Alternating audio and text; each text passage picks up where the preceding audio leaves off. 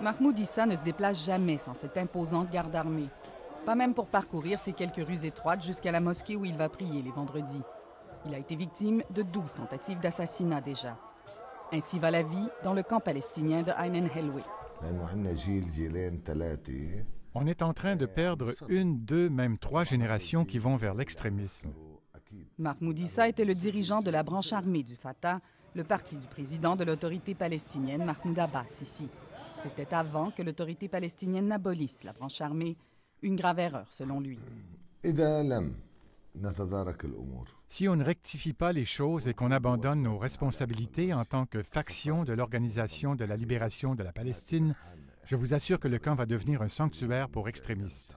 Selon certains, c'est déjà chose faite. De plus en plus, on pose un regard accusateur sur ce camp depuis que les autorités libanaises ont identifié 2 jeunes Palestiniens parmi les 13 suicidaires qui ont frappé le Liban récemment. C'est de la propagande en ce qui concerne la présence d'extrémistes dans le camp. Nous sommes au moins 100 000 personnes à Ain el-Helwe. Seuls quelques individus sont accusés de gestes extrémistes. C'est comme ça dans toutes les sociétés.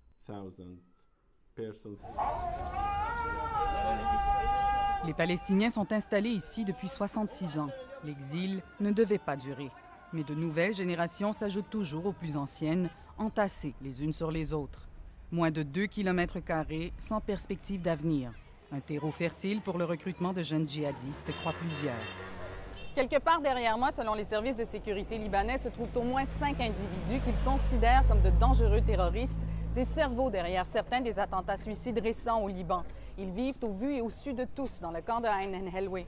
Malgré cette information, l'armée libanaise que l'on voit juste ici, qui contrôle les entrées et les sorties du camp, n'ira pas plus loin que son barrage. L'armée souhaite éviter une confrontation qui, selon elle, mettrait le camp à feu et à sang. En plus des barrages de l'armée aux entrées, des murs de béton et des barbelés délimitent les pourtours de Ain el-Helwe, lui donnant des airs de prison. À l'intérieur du camp, les tensions sont vives entre différentes factions. Au-delà du quadrilatère qu'il contrôle encore avec ses hommes et des dispositifs de sécurité, Mahmoud Issa ne peut s'aventurer sans risquer sa vie.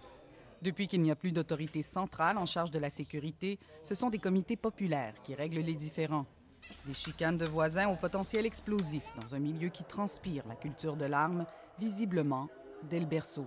Le système de clan fonctionne. On fait des ententes. On a l'habitude. Souvent, les problèmes se règlent en quelques heures. Regardez à Tripoli. Là-bas aussi, il y a des problèmes et l'armée y est déployée. Malgré cela, ils ne règlent rien. C'est mieux ici qu'à l'extérieur. Mieux qu'à l'extérieur? N'allez surtout pas dire ça à Mahmoud Attaya. Ce jeune Palestinien fait partie du regroupement Main dans la main. Par le biais d'activités sociales, il cherche à éloigner les jeunes du camp de la marge de la société. Nous voulons qu'ils aient de l'initiative, qu'ils retrouvent leurs valeurs comme êtres humains et sortent de cet état de perte, qu'ils ne se dirigent pas vers l'extrémisme, vers les factions ou la drogue. Bien plus de jeunes trompent le désespoir dans la consommation de drogues de synthèse que par l'adhérence à des groupes terroristes, selon lui. Si on met l'accent sur le terrorisme, c'est que ces jours-ci, ça rapporte. Il connaît bien les hommes recherchés par les renseignements libanais et refuse de croire qu'ils soient aussi dangereux qu'on le dit. Vous voyez là-bas, c'est la maison du leader terroriste Oussama Shaabi. Il n'a pas de quoi manger.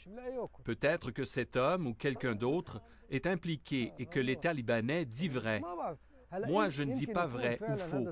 Ce que je dis, c'est qu'il n'y a plus de confiance entre l'État et nous. Ils ont détruit la confiance.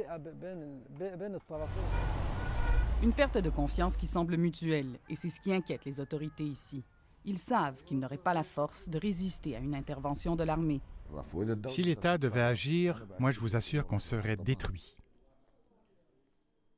Pour le moment, d'un côté comme de l'autre de ces murs, tout le monde s'entend sur ce fait. La question est de savoir si ce statu quo tiendra toujours après le prochain attentat ou les suivants.